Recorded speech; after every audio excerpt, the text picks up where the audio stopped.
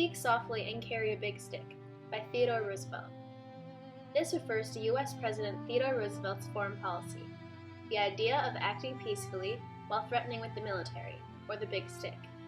This policy was most notable in Latin America.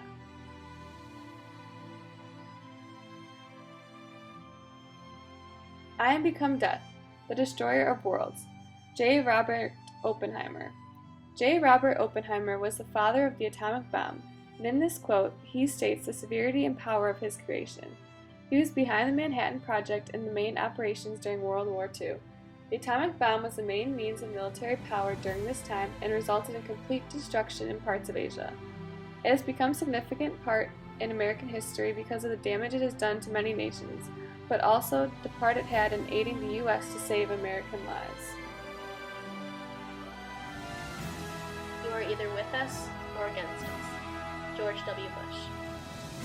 This quote, said by George W. Bush, was in response to 9/11.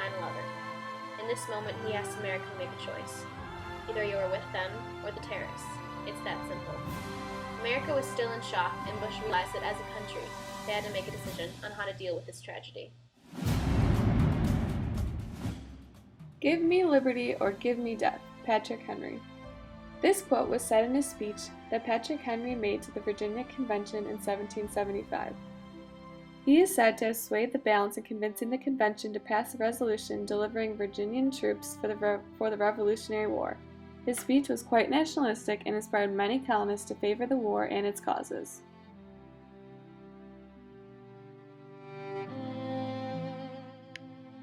We were highly resolved that these dead shall not have died in vain, that this nation under God shall have a new birth of freedom, and that government of the people, by the people, for the people shall not perish from the earth. Abraham Lincoln. Lincoln said this quote in the Gettysburg Address when he was asked to speak for the ceremony dedicated to Union soldiers. During the rest of his lifetime, this quote was not seen as significant to America, but over time it has come to represent all America stands for, reinstating the ideas of the Declaration of Independence and the goals of the Civil War. The world has never yet seen a truly great and virtuous nation, because in the degradation of women, the very fountains of life are poisoned at their source. Elizabeth Cady Stanton. This quote is part of the speech given by Elizabeth Cady Stanton at the Seneca Falls Convention. The Seneca Falls Convention was the first women's rights convention, and this quote sums up the beliefs of the woman at that time. It also stays relevant throughout the entire movement's history and serves as a foundation for its cause.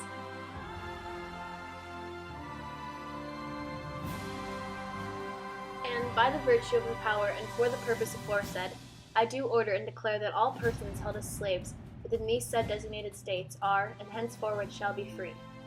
Lincoln said this in the Emancipation Proclamation. After long years of activism, some slaves were going to be free.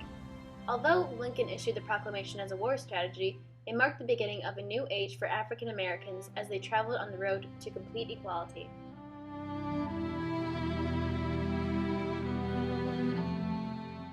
Peace, commerce, and honest friendship with all nations, entangling alliances with none, I deem one of the essential principles of our government. George Washington. George Washington said this in his farewell address when he was exiting office. He warned the United States about the dangers of foreign involvement in making alliances. The U.S. followed his advice until the Spanish-American War, but then returned to his policies during the period of isolationism.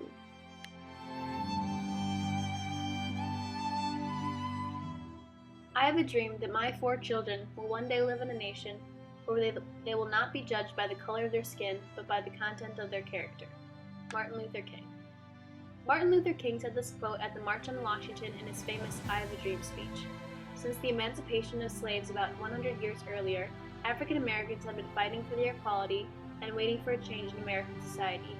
This quote outlines the dreams of many African Americans at the time and reached into the hearts of all American people, eventually leading to full equality for all races.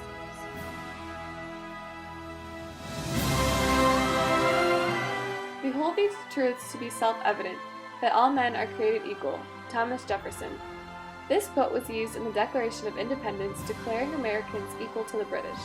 This quote established the foundation of American morals and was used to support many movements throughout history, such as the women's rights movement and the civil rights movement.